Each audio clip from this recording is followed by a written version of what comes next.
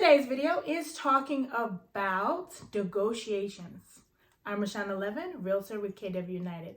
So negotiations. So there's different times in the contract that there are negotiation periods for the seller and for the buyer also, but this is working on the seller's perspective.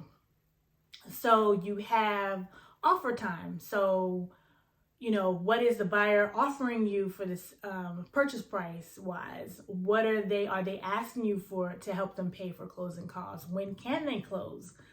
Are they offering you a post settlement occupancy? Are they letting you stay in the home? Or what contingencies do they have? Do they want a home inspection? Do they have an appraisal contingency? So all of those things. So that's once you can agree on those items, then you move forward to the next phase, which is under contract. So they've submitted their good faith, also known as earnest money deposit. So now we have to, if they have a home inspection, get through that. They complete their home inspection. Then they have the home inspection report along with the list of items that they actually want requesting of you to complete. And you go through the list and you say, oh, well, this is going to cost me this. I'll do this. I won't do this. I won't do this. Then you submit what you are willing to do to the buyer. And then the buyer will say, well, I really want, you can counter back and forth. And then you can say, okay, well, this is my final count. I'm not going to go back and forth.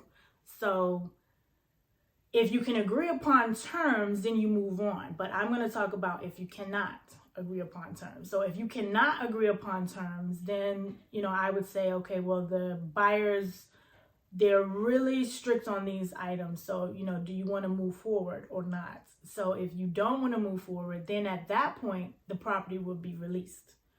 So that means you will be going back on the market and the process will start over again. So the home will have to be shown again. We got to get more offers, so on and so forth. So potentially the people that had come prior that were interested or that submitted an offer would be willing to be a backup. But if that's not the case, you have to start the process over. But of course, they're going to want to look at the home again. So it's a little bit of an inconvenience, but just letting you know what happens. So now, okay, let's talk about the positive side. So you've agreed upon all the terms, is what I'm willing to do. Everybody's happy. It's agreed upon, signed off on.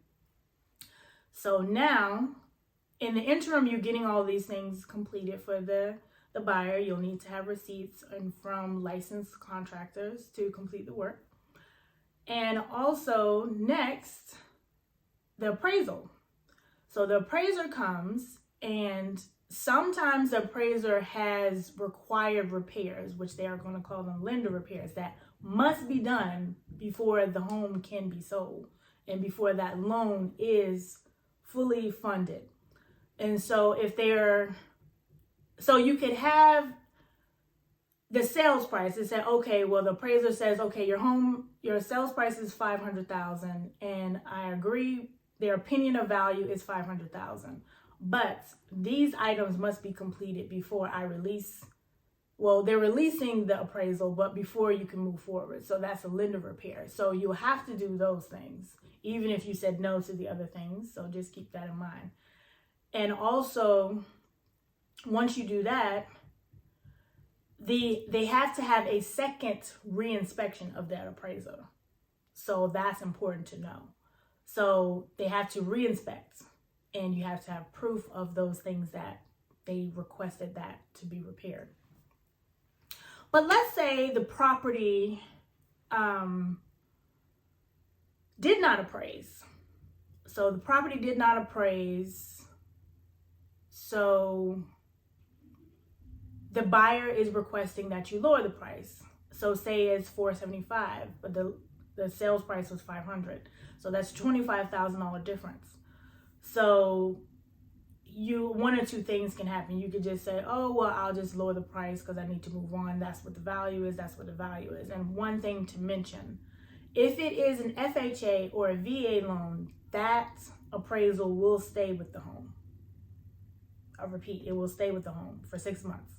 So that means if another buyer comes in with that type of financing, the value remains the same.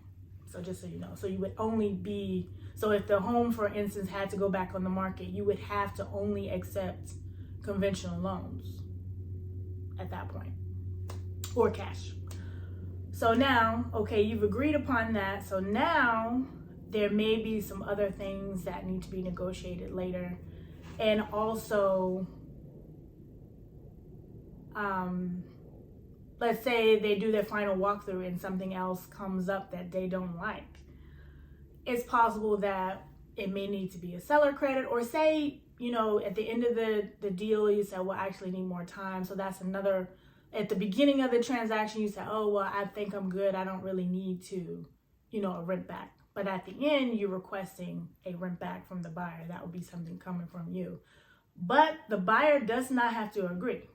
Keep that, they don't have to agree to a post-occupancy settlement, which is once you close, then you will rent back the home from them. They don't have to agree to it. You can't hold them to that. They don't have to do that. You can't say, oh, well, I'm not closing because, no, you can't do that.